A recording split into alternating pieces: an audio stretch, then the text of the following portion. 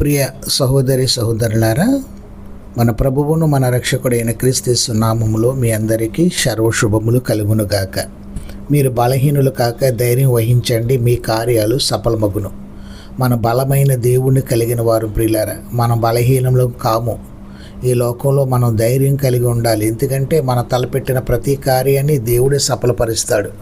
సందర్భంలోకి వెళ్తే న్యాయాధిపతుల కాల పరిస్థితిలో దేవుని ఎరగిన తరం వచ్చినట్లుగా రాకూడదని దేవుడు హెచ్చరించాడు ప్రియులారా. అంతేకాదు, ఇదిగో ఆ అంధకార సమయంలో కూడా ప్రజలు దేవుని వెతికినప్పుడు, ప్రార్థించినప్పుడు వారికి సహాయం చేసి వారిని శత్రువుల బారి నుండి తప్పించాడు. అంతేకాదు ప్రియులారా, కాగా మీరు బలహీనులు కాక ధైర్యం వహించండి, మీ కార్యములు సఫలమగునని ఆయన వాగ్దానం చేశాడు. విశ్వాసులుగా మనం చివరి వరకు పట్టుదల కలిగి ఉండి వారి విశ్వాసాన్ని కాపాడుకుంటే దానికి తగిన ప్రతిఫలం